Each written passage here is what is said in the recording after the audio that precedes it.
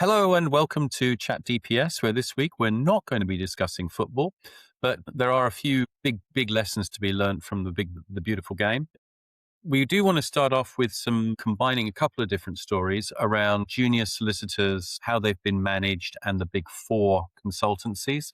Just going to combine things a little bit because there's some similarities in terms of how those particular stories have come out.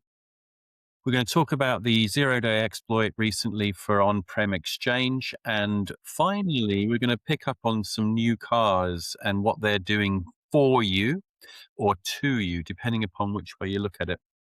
Anyway, Robert, I'd like to start off with junior solicitors and the big four. So we've seen some interesting stories this week. So there was a case in London, I think, or certainly in the UK, around a junior solicitor and did some stuff, and it turned out that he'd used AI to produce the story.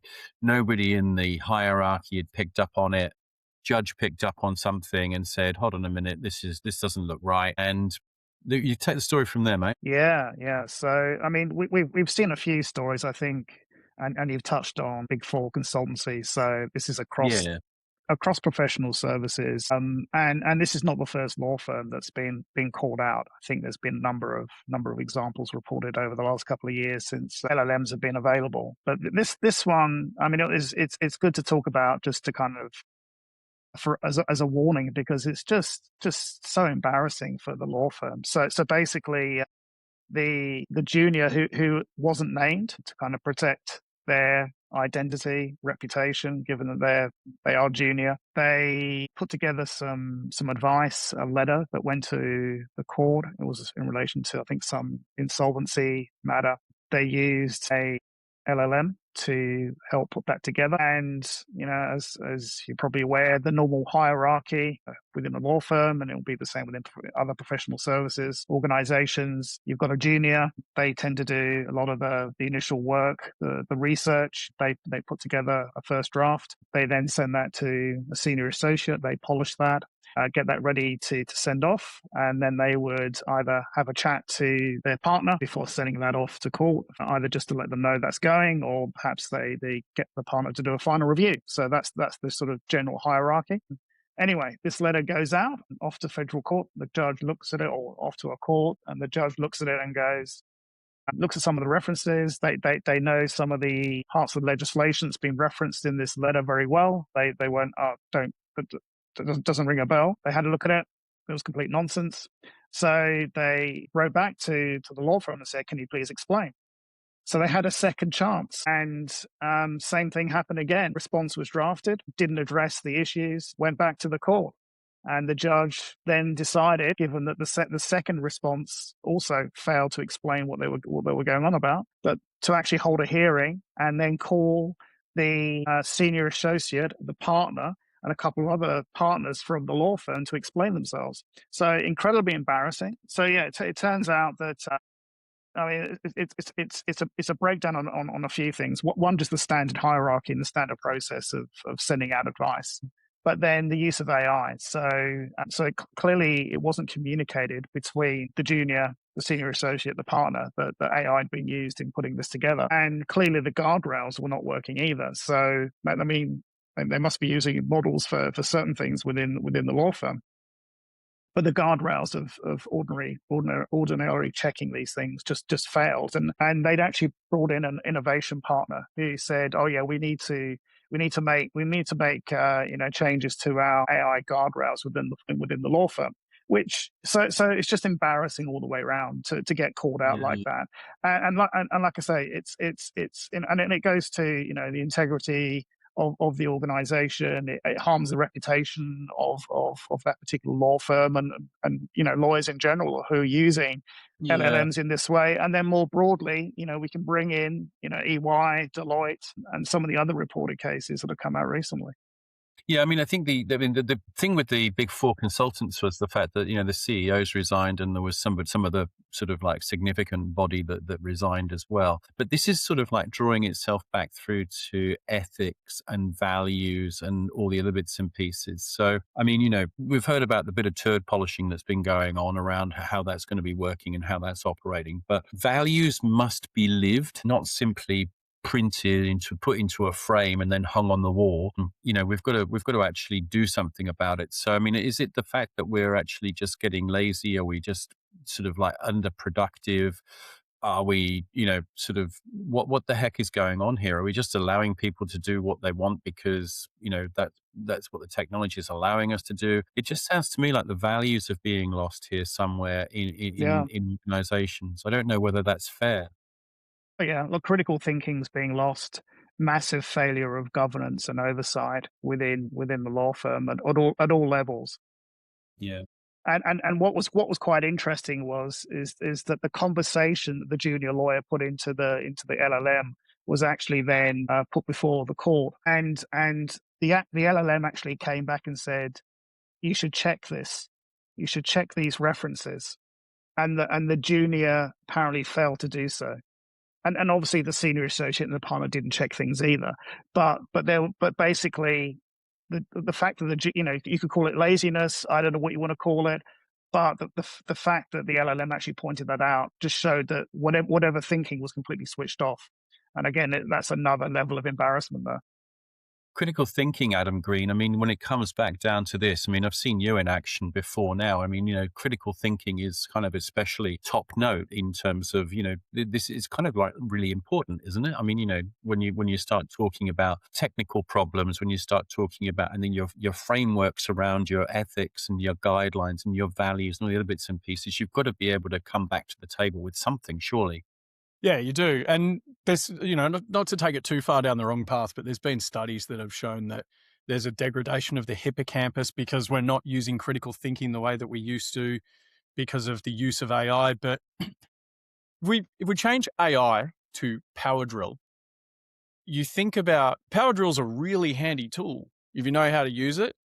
And I don't know about you guys, but the first time I got one of those like impact power drills, I was deadly. I was like impact drilling everything. I was putting screws straight through studs, and because I didn't know what I was doing with the drill. But then I learned and I got coached and I started to and then I realized, well, impact drill's not the right tool for everything I do. Sometimes just a normal power drill, sometimes a screwdriver. So it's about training. And this comes down to, it's not a failure of AI. It's a failure of the process. It's a failure of culture. It's not a failure of the technology. So it comes back to Robert's point about hierarchy and governance. And it's, you still do need to check things in the same way that you always did. So, I think I would say my critical thinking has gone up with the use of AI. I'm a lot more paranoid about Right. about what the AI gives me versus, I used to trust certain team members and I go, all right, every time you give me something, I know it's of a certain standard. And even then, with humans, you don't realize like, I've got this person who is always reliable, but right now they've actually, they're too busy training for a Muay Thai fight or something. So they're not actually focusing on the work they're doing. They're producing work to me that I'm like, hang on a minute, that's not the same standard I'm used to. How What long about has that this been cat going video? on? Yeah. But it does bring you. You're right, though. I mean, the thinking around this is the fact that people need drills, not holes. I mean, sort of just think about, I need to be able to know where I'm going, what I'm doing, how I'm doing it, rather than actual, oh, here's a hole, go and fill it, kind of thing. Yeah. But I think the thing is with AI, way too many times people approach it the wrong way. So you've got to start with the outcome and then ask the LLM how to get to the outcome. And then look at the thought process about how it gets there, because it's the same as working with a human in that aspect. But way too many people start with the problem and they give too much instruction to the right, LLM and say, do it like this, yeah, when the LLM may have had 100 different ways of doing things.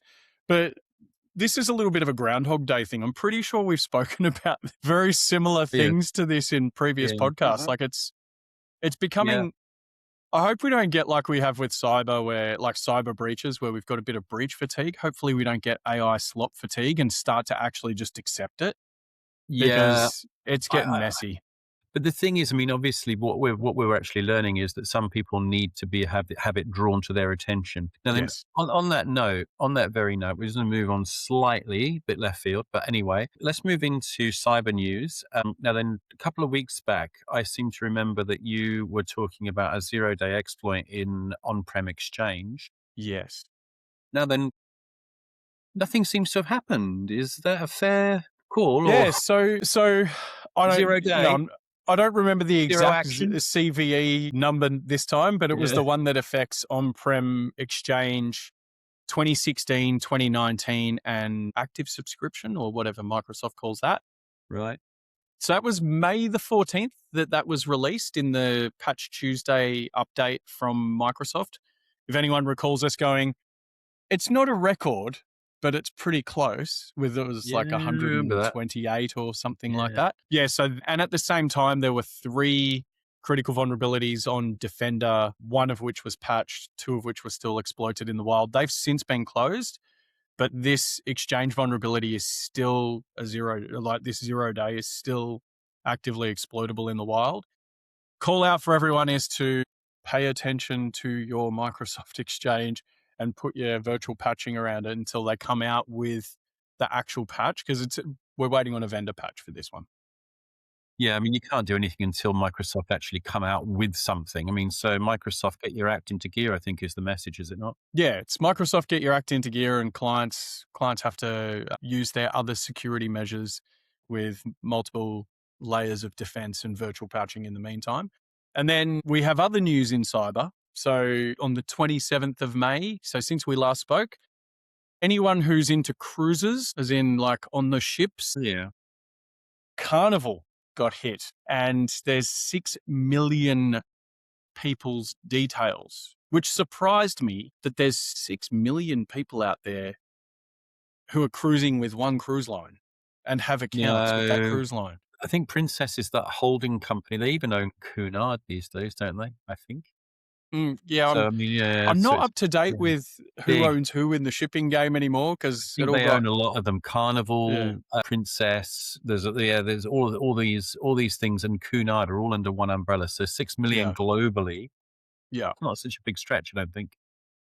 It's not, but it's a big number of Big number. details to be I'm leaked one of out them. into the open. So it's watch this space on Holding on it. what the outcomes are, because if you think about it when you're cruising, think of all the PII that you hand over to the cruise companies, But yeah, because what you're you're giving them spending your your money passport on. details. You probably It's yeah, everyone knows exactly what your alcohol consumption budget is, how many prawns you eat each night. yeah, So yeah. it's one to watch to see how much information is actually available. But yeah, 6 million users exposed. Robert, quick question back to you, my friend. The situation with waiting for Microsoft to bring out a patch for a zero-day concern. What kind of advice would you give organizations who are sort of like trying to get their governance in order and just say, look, we're really kind of concerned about this? I mean, I suppose, I don't know how many people have still got on-prem Exchange, but there can't be that many. Well, I think it comes down to getting the key team members together, the key executives, and understanding what the risk is and what the likelihood is of actually affecting your business, your operations, and then trying to figure out what you can do in terms of your own mitigations. So Yeah. while you're waiting for that patch, what controls can you put in place to protect against that exploit? What monitoring can you put in place? Can you sort of turn up your monitoring, increase your logging, and all that kind of stuff while you sort of wait for that patch. So it's just really getting down and dirty in terms of risk assessment and mitigation. So And reliably informed by my colleague that 25% of the world's email is still on-prem Exchange. So that's interesting. Sorry, Adam. yeah, I was going to say there are many ways that organizations can actually protect themselves against this, but it has to be activated. And it's not a set and forget activation either, but we can No. do virtual patching through Yeah. the endpoint protection. It's turning up the wick on some of the email protections as well, and just ensuring that you're looking at the dashboards and paying attention to the visibility that you have. And then organizations that have got a security operations SIEM offering or outsourced SOC Security Operations Center. It's actually just making sure that the telemetry is being paid attention to at the time that this is in active exploit. Yeah. Okay. So moving on swiftly again, sorry to do that to you guys, but trying to keep to time and everything else that's happening today. The last point we wanted to make was there's a really interesting article that was brought to our attention by Robert around new vehicles. So anybody that's buying a new vehicle should be a little bit aware of the fact that they are being tracked, and some of the information that they're actually pulling, or some of the data points that they're actually pulling out on this, are really quite worrisome. So they're actually talking about people's weight. They're talking about where they're going, what they're doing when What they're their home there. address is, what their work What their address is, yeah, where's where what's their the what is the mistress home lives. address? Well, there's there's a problem, but yeah, Robert. I mean, you went quite deep on this one, did a little bit more research on it than usual. I mean, what were we sort of like looking at here? I mean, this is concerning because it's not just Yeah. EVs. This is all vehicles, right? Yeah. Well, Yeah. I mean, well, Whoa, I don't have the problem. whoa! Mine's still Yeah. like Willie's 19. Jeep. No, That's yeah, like 1941 architecture in 2023. It's awesome. yeah. Nobody's going to accuse you of having new technology, are they, Adam? But No. Robert, Yeah. Robert, what can you tell us about this? Yeah, we are talking about 21st century modern vehicles. Yeah. Yeah, so You mean so solid axle yeah. and all that doesn't matter anymore? Come on. Anyway, I think this article, which I think was put out by the BBC, was prompted by some proposed changes in US federal law, where they were going to allow car makers, so all car makers selling into the US, to be able to capture biometric data. So I think we may have touched on this in previous podcasts, because I Yeah, think we this have. has been going on for several years now as cars become smarter, with more sensors, connectivity to the internet. Then there's more data points. All of the car companies have privacy policies, which when you look at some of the details, and it's mentioned in the article, the amount of data they say that they are able to collect is just ridiculous. It's incredibly broad. And if you put an Australian privacy principles lens on it, I mean, you should only be collecting the personal information that you actually need for the purposes of your business, and these policies seem to be way broader than that. So I think there's the one aspect is that there's more and more information being collected, and it's now biometric data in the US, and who knows if that'll be seen elsewhere globally. But it's the collection, it's that intrusion, and then it's what are they doing with that? So clearly some of these car companies are selling that data on to data brokers. So it's another revenue stream for these organizations. And then some of that information is being used by insurers for better or worse. So if you're a good driver, you might get a reduction in your premium. If you're not so good a driver, you might see your premium increase based on all of the data they're collecting about you. So it's a real intrusion into your day-to-day driving habits, and it's quite shocking, because I don't think it gets enough attention about the amount of data they're collecting. So to put a bit of a point on this, by the way, and so no one thinks we're picking on specific nations that produce cars. A new Mercedes GLE, depending on the spec you buy, has up to or over 100 ECUs, electronic computer units, running the thing. So get your head around how much data that thing is You can get through pulsing. that. And even like a Skoda, which is, I'm saying this deliberately because both of you are of English descent. And I once had a general manager who was English, and I said, "Do you want to lift home tonight?" And he goes, "You've got a Skoda? Rather catch a train, thanks." But then, because I used to have a Skoda, that Skoda used facial recognition. So instead of key, and like this key has that microchip in it, and that key has that microchip in it. So that's where I'll place the steering wheel and the seat and the mirrors and the heated seat, cooled seat, all the fancy stuff it had. Yes, a Skoda had all that fancy stuff.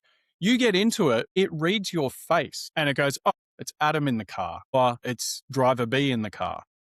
And it would actually adjust everything based on facial recognition. And there's a whole bunch of cars. That was back in like 2016, I think. So there's a whole bunch of cars have this biometric data. They've now got these LiDAR style cameras that are looking at you to make sure you're paying attention to the road. Because if you're not, then it'll buzz your seat. I can tell you the first time that happened to me in a car that had that tech, I was like, what the hell is going on here? I nearly had a crash because I was not expecting it. But there's so much data pulsing through these cars now.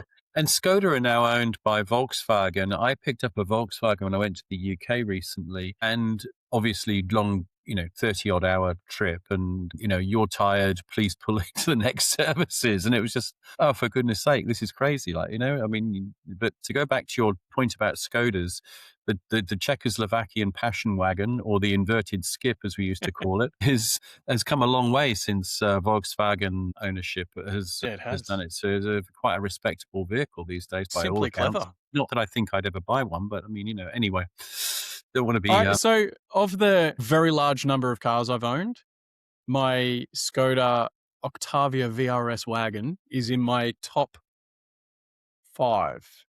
It's in my top 5 favorite cars I've owned. You can't have had any nice cars. I've had some very nice cars.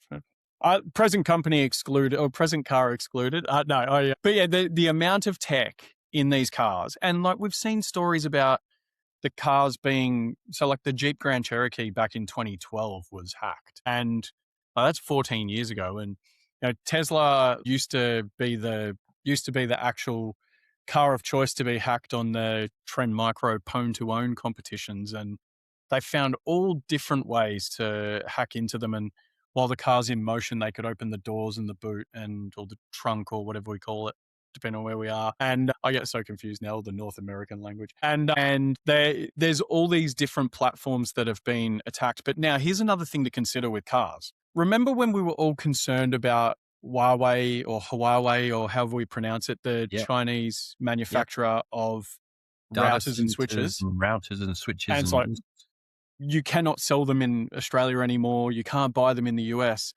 But guess who does the suspension component ECUs? You guess. In most of the new cars. And it's across all types of cars.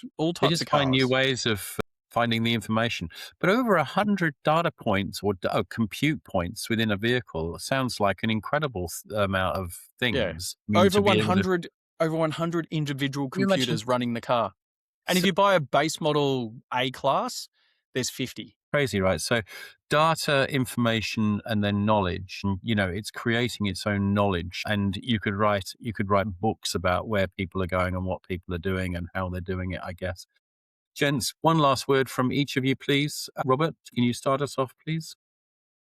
Oh, look, I think I'll come back to this whole professional services thing, and you touched on KPMG, which is more around breach of confidentiality and systemic cultural issues. I really think there is a systemic failing of GRC globally. It doesn't matter what the surveys say about how GRC ready most organizations are. We're seeing time and time again failures of these, should be switched on, resourced up professional organizations just failing all over the place. And it's a real sort of message out there to get your house in order from a GRC perspective. Okay. Adam, yourself, mate?